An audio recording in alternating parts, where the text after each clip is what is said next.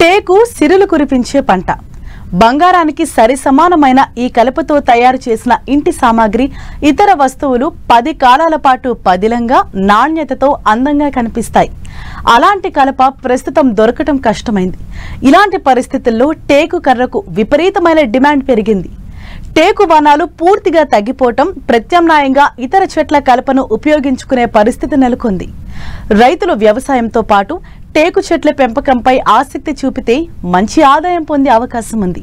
పొలం గట్లు, ఖాళీ స్థలాల్లో ఈ మొక్కలు నాటి పెంచితే పర్యావరణంతో పాటు మంచి ఆదాయం పొందవచ్చని సూచిస్తున్నారు ప్రధాన శాస్త్రవేత్త రాజేశ్వర్ నాయక్.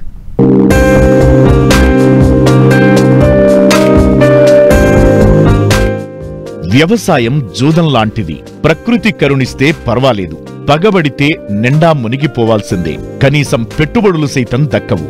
ఇలా నష్టాల్లో కూరుకుపోకుండా రైతులు ప్రత్యామ్నాయ మార్గాలను వెతుక్కోవాలి.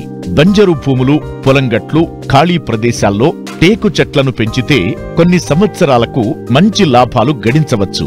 ప్రభుత్వం ఇందుకు ప్రోత్సాహం అందిస్తోంది. గతంలో ఉద్యానవన శాఖ ఉపాధి హామీ ద్వారా రైతులకు టేకు, మామిడి, ఇతర మొక్కలను అందించారు. 1 ఎకరానికి 1000 మొక్కలు నాటుకోవచ్చు. నాటిన తరువాత మొక్కల చుట్టూ నీటి నిల్వ కోసం తవ్వి అందులో నీళ్లు ఇంకేలా తయారు చేసుకోవాలి. క్రమం తప్పకుండా నీళ్లు పొయ్యాలి. 6 నెలలకోసారి రసాయన, సేంద్రియ ఎరువులను కలిపి మొక్కల అడుగు భాగంలో వేయాలి. ఇలా చేస్తే మొక్కల పెరుగుదల సక్రమంగా ఉంటుంది. 20 ఏండ్లు పెంచితే 20 అడుగుల వరకు పెరిగే అవకాశముంది. ప్రస్తుతం మార్కెట్లో 1 ఘనపు అడుగు టేకు కర్రకు 3000 నుంచి 4000 వరకు ధర పలుకుతోంది. ఎకరంలో నాటిన చెట్లకు పెట్టుబడి, పర్మిట్ ఖర్చులు పోగా 20 లక్షల వరకు ఆదాయం ఉంటుందని అధికారుల అంచనా.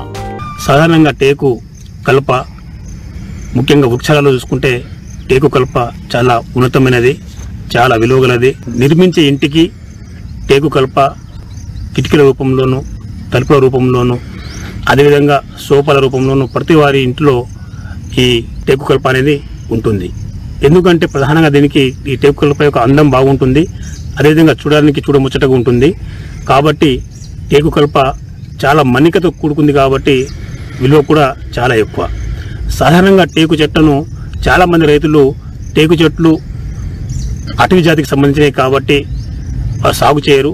కానీ అన్ని అటవీ జాతి మొక్కల కంటే టేకు కలప, టేకును మన పొలాలలో మనం సాగు చేసుకోవచ్చు. అందులో ప్రధానంగా చూసుకుంటే టేకు ఏ నెలలో బాగా పండుతుంది అంటే నేలల విషయానికి వచ్చేస్తే ముఖ్యంగా అన్ని నెలలు ఎర్ర భూములు, ఎర్రచలక భూములు, అదేవిధంగా బరువైన ఒండ్రు నెలలు కూడా టేకు కలప బ్రహ్మాండంగా వస్తుంది. అయితే ఇక్కడ ఇంకో విషయం ఏంటంటే చాలామంది రైతులు వారి పొలంలో వేయకుండా పొలం గట్ల పైన కూడా టేకు సాగు చేసుకోవచ్చు. ఈ అనువైన సమయం చూసుకుంటే టేకును ఎప్పుడైనా విత్తుకోవచ్చు. నీటి వస్తూ ఉంటే. ఒకవేళ వర్షాకాలంలో విత్తాలి అనుకుంటే మాత్రం జూలై మాసంలో విత్తుకుంటే చాలా బాగుంటుంది. ఇంకో ముఖ్య విషయం ఏంటంటే సాధారణంగా నీటి యాజమాన్యం. నీటి యాజమాన్యం ఏంటంటే వర్షాకాలంలో నాటితే వర్షాలు పడుతున్నప్పుడు మనకు పెద్దగా ఇబ్బంది ఉండదు. కానీ నాటిన వారం రోజులు, ఒకరోజు తప్పించి ఒకరోజు నీరు ఇవ్వాలి. చలికాలంలో ఒక 15 నుంచి 20 రోజుల్లో మధ్యలో నీటి తడులు ఇవ్వాలి.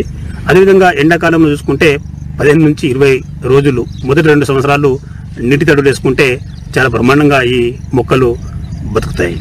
మొక్కల మధ్య మరియు వర్షాల మధ్య దూరం చూసుకుంటే మొక్కకు మధ్య 1.3 మీటర్ల దూరం ఉండేటట్టు చూసుకోవాలి. అదేవిధంగా వర్షకు మధ్య 3 మీటర్ల దూరం ఉండేటట్టు చూసుకోవాలి.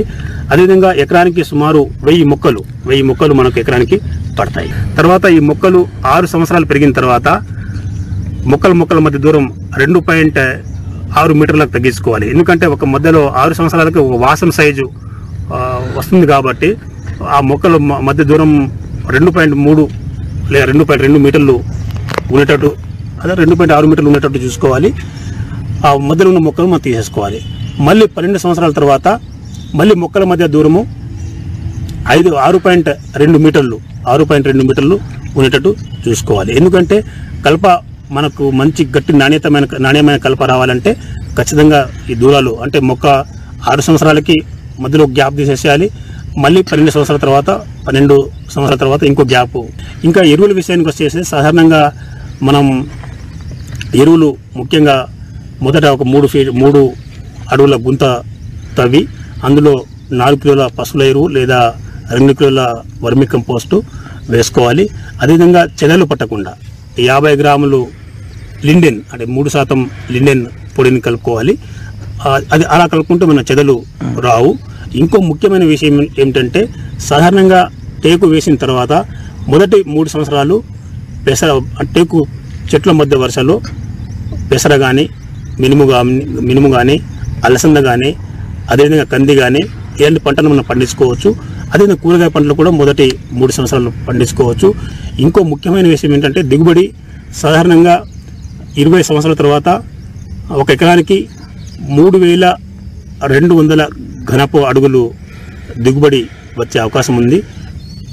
ప్రస్తుతం ఒక ఘనపు అడుగు టేకుది చూసుకుంటే 3500 నుంచి 4000 ధర పలుకుతుంది. ఆ రకంగా చూసుకుంటే ఎకరానికి 3200 ఘనపు అడుగులు దిగుబడి వచ్చే అవకాశం ఉంది. కాబట్టి దాని ధర ఇప్పటి ధరతో పోల్చుకుంటే ఎకరానికి 10 లక్షల వరకు వస్తుంది. అదే 20 సంవత్సరాల తర్వాత అప్పుడు దాదాపు 30 నుంచి 40 లక్షల వరకు ఆదాయం వచ్చే అవకాశం ఉంది. కాబట్టి మన తెలంగాణ రైతులు బీడు భూములలో, పొరంబోకు భూములలో, అదేవిధంగా పొలం ఒడ్డు పైన కానీ గట్ల పైన కానీ తెలక భూములలో, ఎర్ర భూములలో, ఒండ్రు భూములలో ఈ టేకు కలప సాగు చేసుకుంటే చాలా లాభదాయకంగా ఉంటుంది. మొక్కల ఎదుగుదల తరువాత టేకు కర్రను అమ్మే పద్ధతి సులువుగానే ఉంటుంది. స్థానిక అటవీ శాఖ అధికారులకు దరఖాస్తు చేసుకుని చెట్లను నరికేందుకు అనుమతి తీసుకోవాలి. తరువాత రేంజ్ పరిధిలోని అటవీ క్షేత్రాధికారి చెట్లు పట్టా భూమిలోనివా లేదంటే ప్రభుత్వ భూమిలోనివా అని ధృవీకరించుకుని చెట్లను నరికివేసేందుకు రవాణా చేసేందుకు అనుమతి జారీ చేస్తారు. ఏజెన్సీ ప్రాంతంలో అయితే జిల్లా పాలనాధికారి అనుమతి తప్పనిసరిగా తీసుకోవాలి. చెట్లను కొనుగోలు చేసేందుకు జిల్లాలో చాలా మంది గుత్తేదారులు అందుబాటులో ఉన్నారు. వారికి సమాచారం అందిస్తే చెట్లను కొనుగోలు చేసి కలపను తీసుకెళతారు.